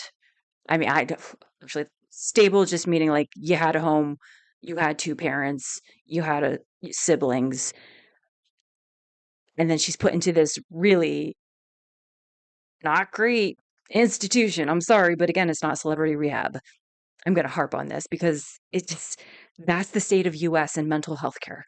That is the state of the US and mental health care. It sucks. There are people there who likely are just like tired of things. Maybe there's people who constantly come in and they have to deal with them. You're not going to receive the greatest care, Rosie. And I do believe her in a sense that it was not a great experience, but I think that she is going about it the wrong way. I believe that she is exaggerating things because of the way she's like, I don't remember, but I do vividly remember. It's just there are things that don't add up, and it bothers me because the real story here is how mental health is treated in the US by the US government. Again, this is a US government funded institution. They don't have a bed for you, Rosie, because you don't fit in them. They're not expecting somebody of your weight to come in because the people that are coming in are likely the ones that are just perhaps they are addicts. Perhaps they are homeless. They're not expecting you. And yeah, that sucks. But like, it's so much more than you. I don't know.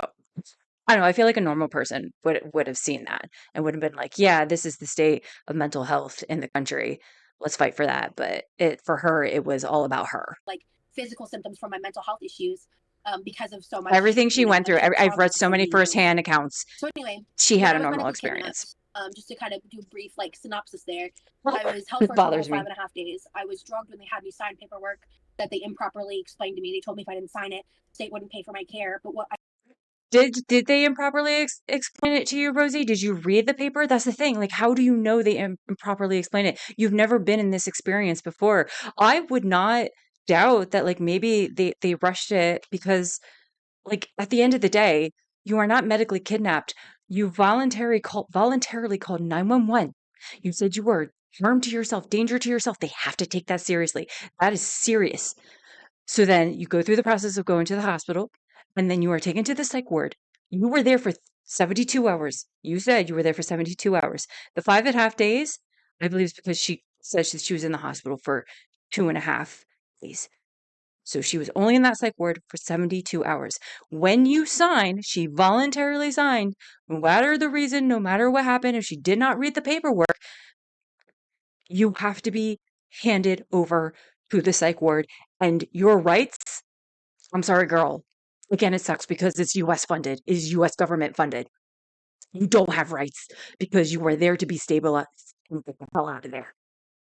So Signing this for the is you voluntary hold. just taking Couldn't even understand what the man was unfortunate, saying normal when he was explaining things circumstance, to a me. normal, He basically just told me to sign it and leave unfortunate it. situation and making it When about I was her in the transferred to wrong this way. facility, That's I how don't I know see how it. they're still open. They denied me water for 14 hours. They interviewed me naked. How does she I know? witnessed. And how does she know? Like, did she have a clock? Does she have a watch? How does she know it was 14 hours? But again, there's like things that she can't remember. But yeah, has so many details about her experience. The elderly patients, like I witnessed horrific things in that facility. And one of the things that they did is they did not transfer the medications that they were like pumping me in the ER at that time.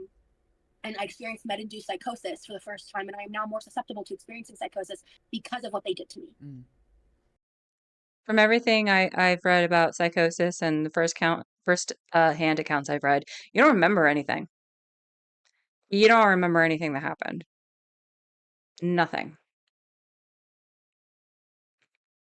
But as we've learned, if you are aware of Rosie in 2026, she is unique. She is special. All the girls are in some way. Like physics laws defy them. So Also, when it comes to the medication, every single first-hand account that I read, they were all given Ativan. They all said that they were given Ativan.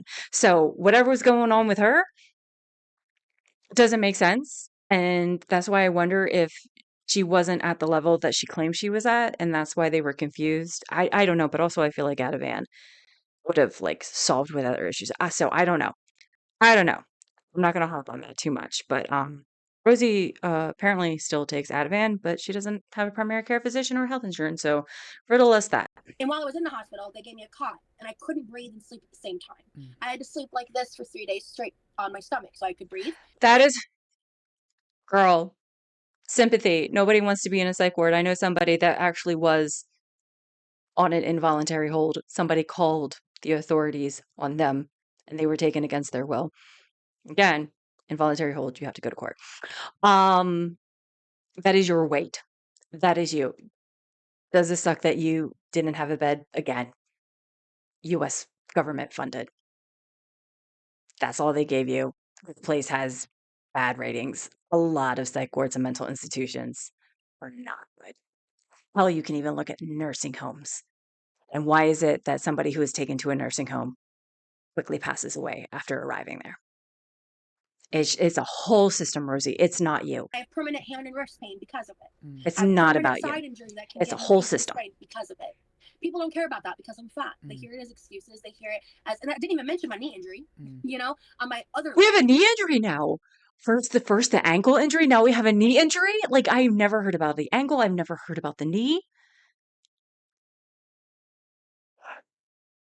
Do you see how try to be neutral and understanding, and up until this point, now I'm getting fed up because of this medical kidnapping story. This is what sets me off.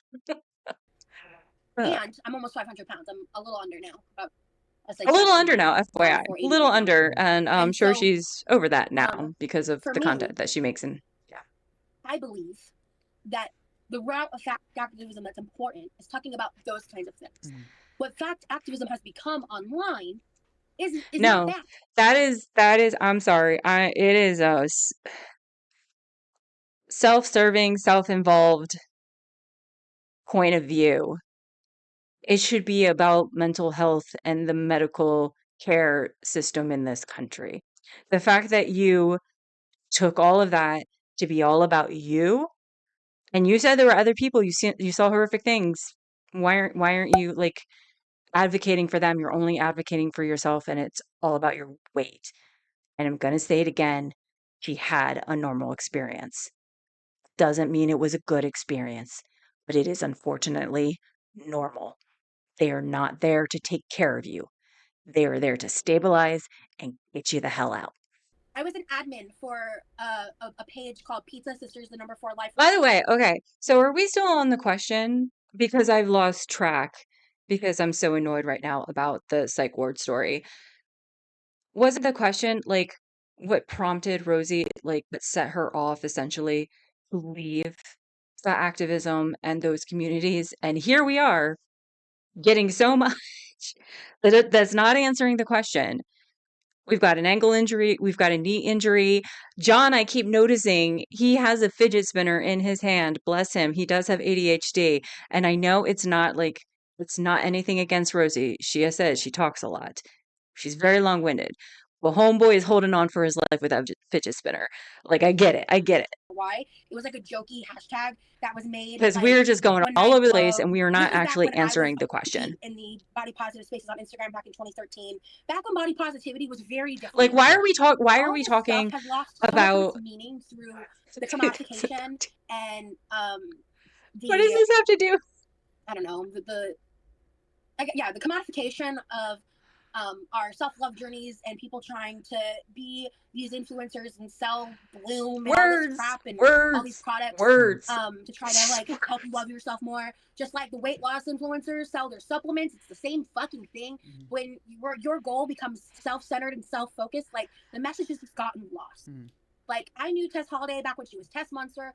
And I knew of her. I want to make sure I'm very clear about it. I didn't like know Tess her, Holiday? but I knew of her. She was in those spaces back then. She was scamming people from t-shirts, all these things. So our hashtag kind of Oh, she is bitter. Oh, she is bitter. Tess Holiday is in the Escaping Paradise documentary and definitely has more airtime than Rosie does. And Rosie brought it up, and you could tell that she was like annoyed by that, annoyed that Tess. Oh my God, we have Tess and Rosie lore. Oh my goodness. So Rosie was aware of Tess Holiday back in 2013 and said that Tess was scamming people. I mean, nothing has changed there, but oh,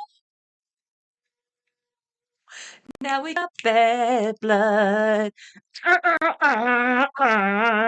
See, this is what happens when you don't answer the question, Rosie. You reveal too much. Should have directly answered the question. became like the alt movement of F Your Beauty Standards.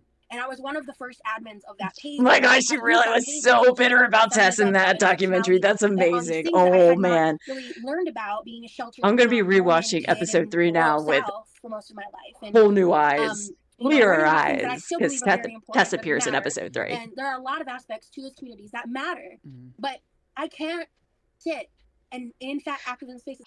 What if, conspiracy theory, tinfoil hats on again, what if Rosie is bitter and jealous of Tess Holiday's success because she's known Tess Holiday since 2013? She's just revealed. I mean, I would not be jealous of Tess Holiday right now. But what if that is what Rosie has been after, is to be like the next Tess Holiday in terms of fame? And she's like using multiple avenues to get there until she finds one that works.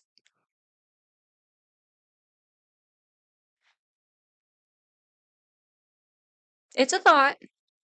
Anymore, and body positive spaces anymore, and be okay with it. Because it's not what it once was. I've been clinging on to a memory for years. And I know a lot of us. You know what's interesting? She talks about, well, body positivity isn't what it once was. Here's how I learned about body positivity. It was like either around 2019 or during the pandemic. I was on Instagram and I kept seeing posts about body positivity. And these posts, these photos featured women that normally aren't featured, especially in like beauty magazines and, model photos. It was women that have alopecia, women who are amputees, women who have skin diseases. It was those type of women. It was specifically women. Body positivity was, geared towards women and showing that like it's not just like the model looking woman, the conventional looking woman. There's so many women out there. We all have our differences. Like somebody who has dwarfism, somebody who is just really, really tall, like is 7 feet tall. All those women are included. And yes, that would include women who are fat or obese. It wasn't solely about fat acceptance. Like it wasn't just that. And this was again like 2019, early 2020. So when I hear this claim that like, oh, it was always about the fat women. I'm very confused. I'm very confused. I don't know, but I It so is don't because, like, know and how if you everything guys are started. watching right now, I'm like, sure Sam and people are Every gonna Size follow has a me for video this. on it, and People I that were back probably in missed those it if I don't know the trenches answer. with me back in, back when Instagram was known as, like, for food pics and shit. Like, Oh, it's old really lost Instagram, I its miss meaning. you. It's lost the focus of things that matter.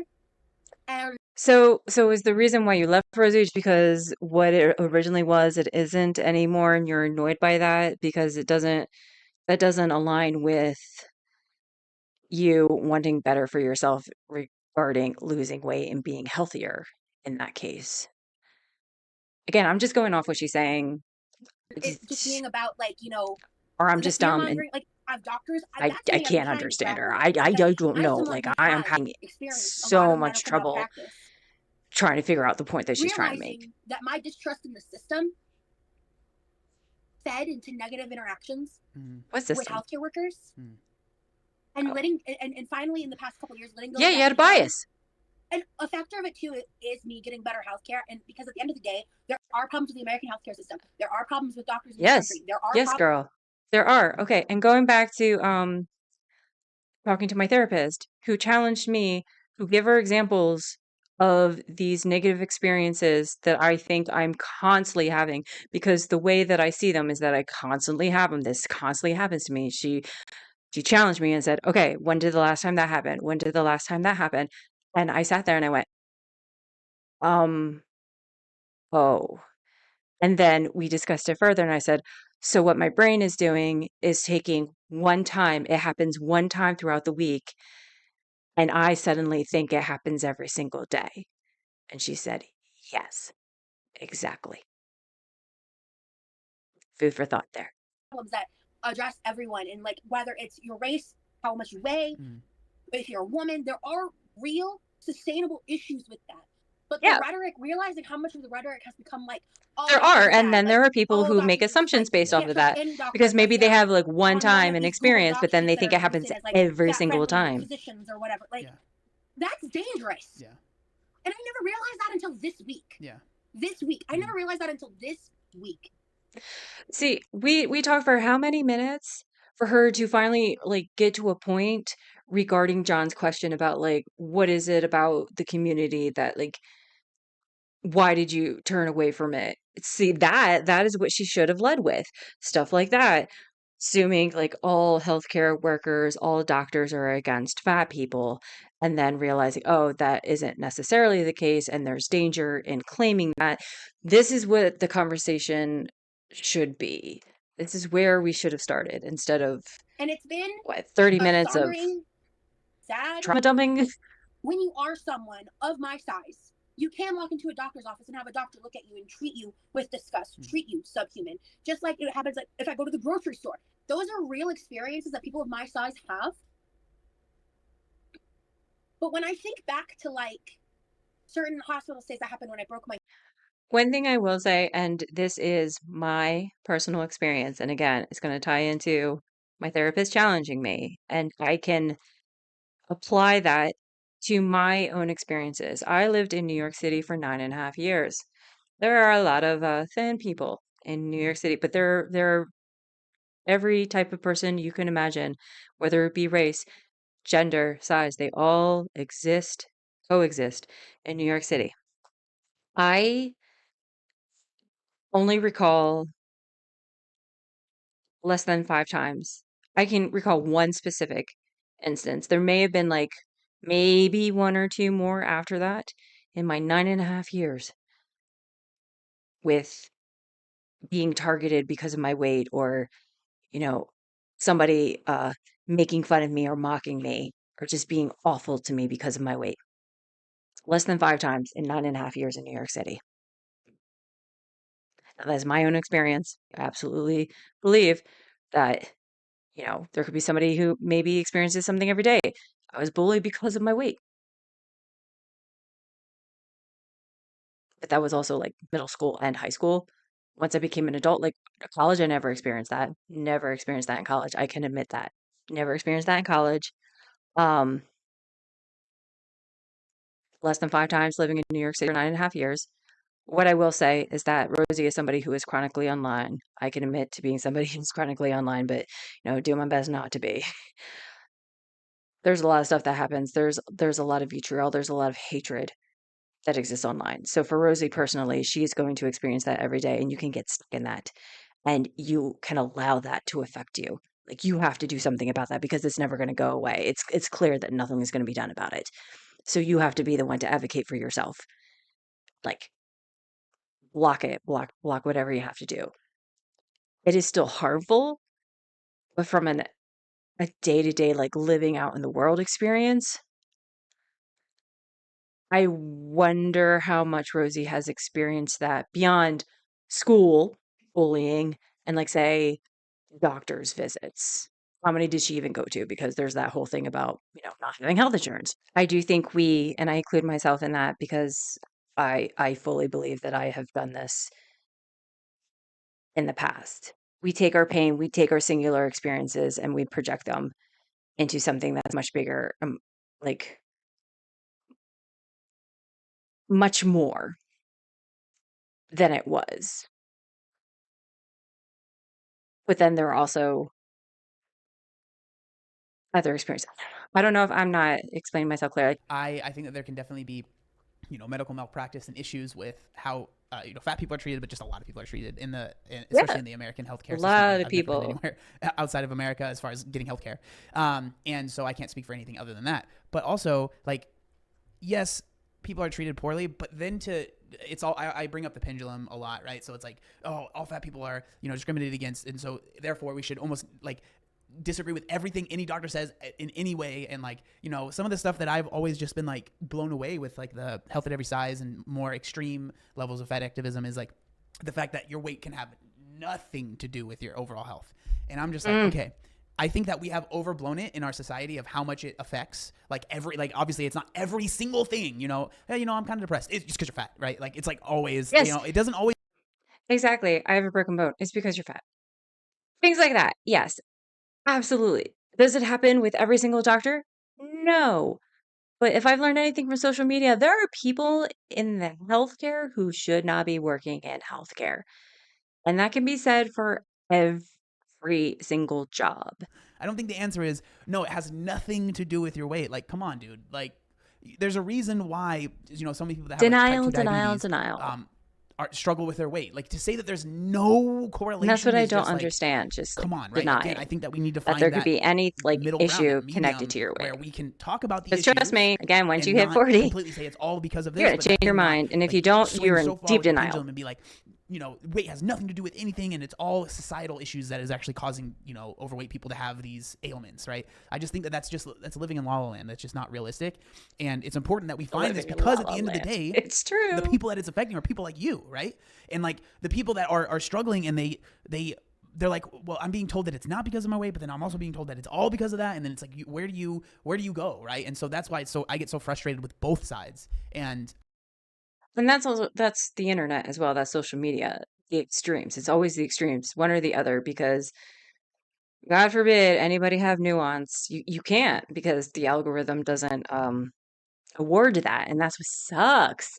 Is that you can't like get to the truth, get to the bottom of something online at least. Like you gotta take yourself away from it. Go touch some grass, as the kids say. Are they even saying that anymore? Whether you're losing weight or not, do I believe that it's okay for people to like go out and like I did a TikTok live last night and I hit FYP again.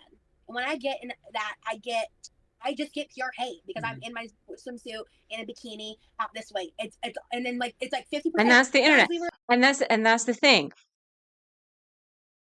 I know Rosie's gonna receive hate, comments, hate anything online, especially on TikTok. TikTok is a vile place in general. That's why I'm not on it. TikTok scares me. The people in there are very extreme. So that is different than like say Rosie going out and going to Costco, going to Walmart, like just going to the park.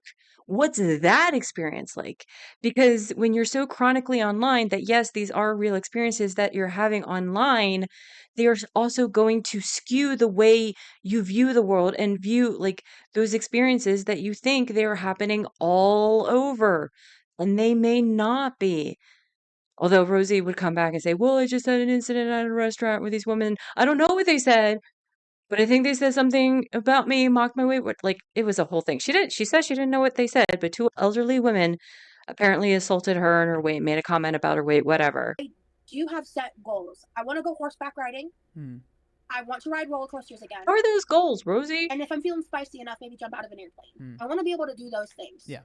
Funny enough, she mentions roller coasters. I do have a goal. I am somebody who experienced, not being able to fit on a ride at a theme park. And that really bothered me, and I still think about it. And I've shoved myself into some rides to prove, hey, I can fit, even though I was very uncomfortable. So my goal, I wouldn't say it's a goal, but I am looking forward to the next time I go to a theme park being able to actually fit in a ride comfortably. Now, the next time I go, I'm going to Universal Studios in the fall, but I'm going for Halloween Horror Nights, so I don't think I'll be riding any rides. But that is something that I would like to achieve in my life, is to actually fit in a theme park ride comfortably, not squish myself in to prove a point, but like I fit in here. I can fit in here. And if I can do those things in the body size relatable. that I'm at, I get that. I'll be happy. Yeah. I don't have a desire to be a size 2. I would never be that girl. My family genetics have definitely determined. Do we all say that? I know I've had that thought in my head growing up. I don't want to be a size 2. I just want to weigh less than I do now. Would I be crying about being, bigger than all girls in my class in school growing up? Was that a thing like we all go through, like the obsession with Titanic or Egyptians? That fat girls all say to themselves, well, I don't want to be a size 2. 500 pounds. I mean, kind of did, but not everybody in my family is as large as I am, Yeah. But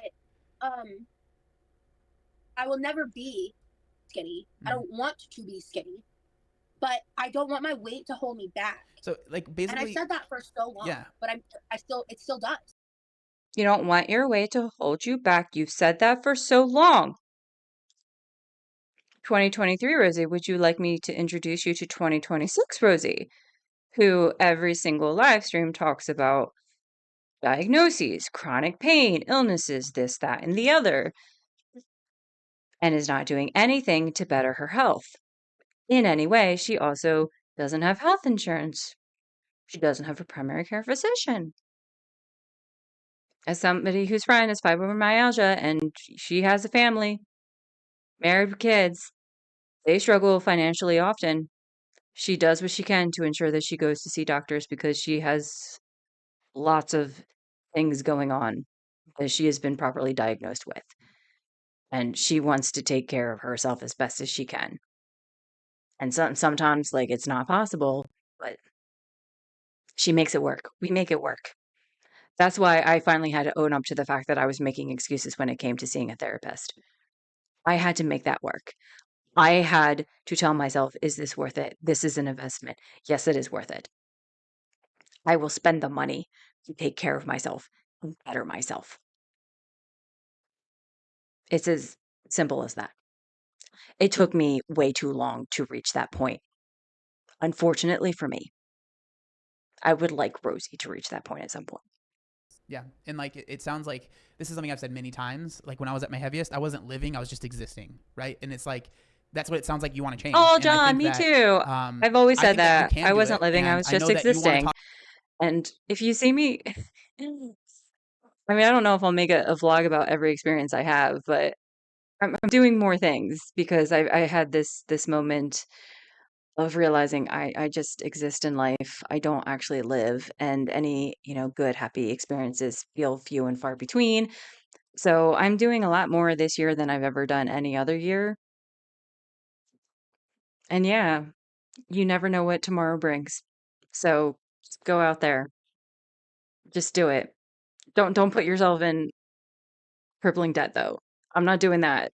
But yeah, I'm making memories. talk about that. I'm gonna plug your channel because we're gonna end doing this things video for because we're gonna be myself. here for talk for 3 hours if we don't. But we're gonna Yeah. if you are curious about Rosie's kind of journey now Oh. from where she's at now, we're gonna talk about that on her We're channel. we're done the interview. And yeah, So as a fun treat, I want to look at the video John recently made regarding what Rosie's up to now because he did mention this interview in his video and spoiler alert, regrets.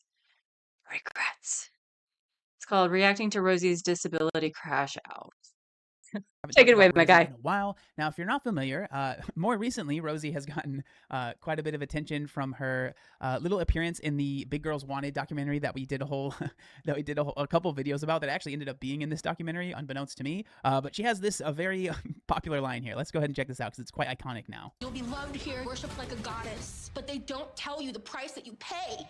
That's all she's known for It's that classic now at this documentary point, now. right? But Yeah. so she has been kind of in, I guess you could say, a little bit of hot water recently because again, Rosie, when she came into the space, right, on the online world, a big part of her kind of coming on to this online world was based on her escaping greeterism. You know, Yeah. replace the G with an F if you're And unfamiliar. showing And the she ended reaction up doing channels that she was this better than really Amber long Lynn podcast, Reid. on, I think it's Why called did We're I All say it like Insane, that? I don't know. where she talks about how she was at one point, in a relationship where she was eating a lot of food and kind of not technically forced to gain weight, but that was a big part of it, right? As you can see by the title here, right? If you're unfamiliar with the term. And she was in a relationship that was like that, right? And she talked about how she was in a type of relationship that, resulted in death, right? Death greeterism. Good, John. Just like perfectly She really explaining, giving you the spark notes of what Rosie talked about for almost an hour. From this interview making sense of the and I remember when this nonsensical. Thank you, interview went John. out, I thought it was interesting, so obviously I made a video about it. I thought it was cool, right? That she was, talking about this thing that really kind of scared her because she talked about being health at every size and how that kind of was a part of the whole, situation that got her to that point. So over time, after that video went live, because again, And then the "Hello Darkness, my old friend" music starts playing. if you look at the timing, so this video went live September 15th, 2023. You guys can't see that. Wow. 15th, So and then she I was on actually that ended up doing podcast an in interview with September, her and then they did the not long interview after that. So in this October. video where I do an interview with her comes out October 5th, 2023, Yeah. right? So we end up doing an Like interview everything about happened less so than a month later. quickly. And in this conversation, we talk a lot about, the whole greeterism. We talk about health at every size. And she kind of lets me know that, at one point in her life, she really didn't like my videos. And she was told to kind of stay away from me because I am, this mean guy that is, hates fat people, basically, is what she was told.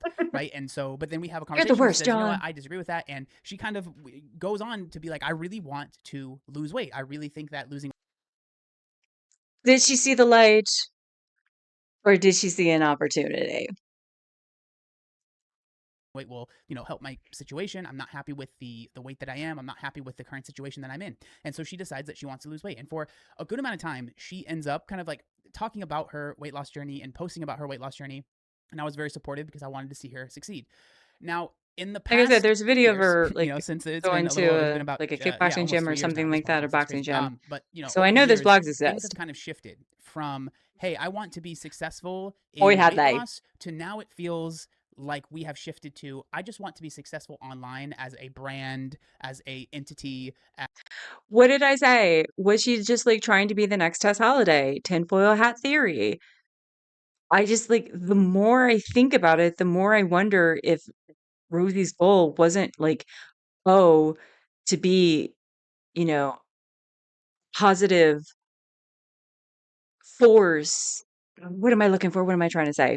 That Rosie wasn't looking to be the exception, not the rule of girl world in terms of like, oh, she actually ended up being a success story. I think she was looking for fame, success at any avenue. And yeah, looks like John seems to agree with me.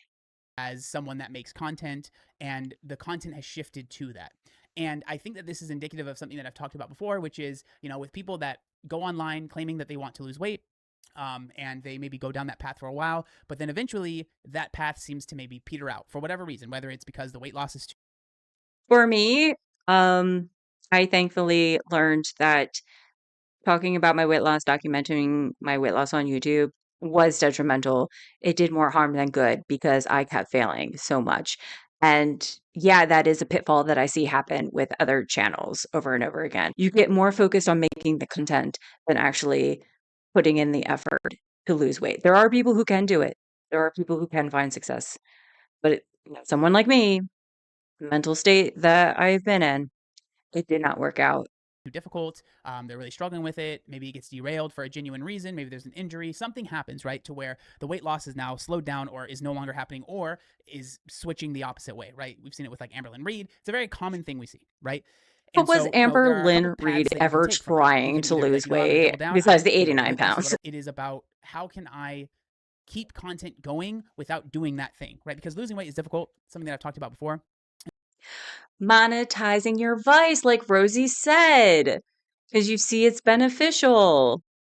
Look at that. We've come full And so circle, when you make your content everybody. about that, you know, it's hard. But then when you find something that Also, maybe can we again mention, or can I again mention, she told us in John's interview that she was diagnosed with BED in, what was that, 2014? And yet here she is monetizing herself eating in every live stream, or almost every live stream that she puts out on her channel. Is that something that somebody who was diagnosed with BED should be doing? Is that actually healthy? Because you're not magically cured one day and say, "Oh, I don't have that anymore." I wanted to believe that. I was like, "Oh no, I'm not having any issues. I'm great. I've cured myself." And then what happened? Like 3 months later, oh, well, I'm back to the way I was. I was doing so well. I thought I figured it out. Nope, just something set you off, girl. And you went back to those old ways, those old familiar habits. It happens out of nowhere. it's not as lucrative, but then you decide to maybe eat on camera, and that's a little bit more lucrative. So the reason that I say that is if we go through, so what Rosie does now is Monetizing the lots of live vice. streams. She was demonetized on YouTube for a while. She has gotten back on YouTube. Okay, context. If anybody, like, if this didn't affect you, I could see how there are people who would have missed it and not understand. If you ever come across a YouTube channel where they bleep out words or they say them in really weird ways, like John saying greederism. That's because YouTube got sued due to Eugenia Cooney and her content and it being labeled as very harmful to her viewers because she clearly is unwell and has an ED and has been monetizing herself for so long. So because YouTube got in trouble with that and was like, "Oh crap, we can't have that again," they went like hardcore on any channel that may be talking about an ED, promoting it in any way. So of course the girls were all affected. Amberlynn Reed, Rosie, Chantal, aka Foodie Booty. I know, oh God, I can't remember her name. John always talks about her. She's very sweet. Candy, I forget her channel. She wasn't affected because she wasn't talking about her relationship with food. She just sat and ate and just talked about anything else, which is what Rosie is doing now. But at the end of the day, like we know what Candy is doing, and she knows what she is doing because she's been very open and honest about it. So this is why it's so fascinating that Rosie refuses to admit. Like she's doing mukbangs and yet claims she's not. Hungry But fat if you chick. look at the Candy, hungry titles fat of chick. Yeah. her So live streams, I think it kind of paints a picture, right? So MOV, self-care, Sunday chit chat, dinner, self-care, haircut, makeup, right? Scrounging around for leftovers in a virtual hangout with my boyfriend. Incredible PO unboxing, Asian sweet and sticky sausage with rice. From the beginning, right? Like from this like very first, you know, the first time that she was ever online, right? I'm not sure if you can see it, but like under here it says mukbangs right here. Like that's what they're talking about in this clip is mukbangs. And how she, you know, Yep. doesn't want to do them. It's not something that, like, and how she talks doesn't want about to do it them, but she is fetishized doing and how them. people, But like, is it can denying be that she's kinda doing weird, them. but she is doing exactly that. Oh hey, it's editing me here. What a way to end the video. So something happened to my microphone that I wasn't aware of towards the end of filming. The audio just got worse and worse and worse, and while the video I was reacting to was fine, my audio was so choppy and you just couldn't understand me. So I'm ending the video here, but hopefully the current day ObesetoBeast video gives you an idea of what Rosie is up to right now. I just want to say thank you so much for watching. I know this video is really, really long coming from me. If you watch it, I really appreciate you, or even just listen to it like a podcast, that's totally fine. Feel free to give this video a thumbs up, push it out to the algorithm, give a comment, let me know your thoughts on Rosie, especially if you don't know anything about her. Maybe you can see things in a different way than I have. Let me know, why not? And I'll see you in the next one, everybody. Bye.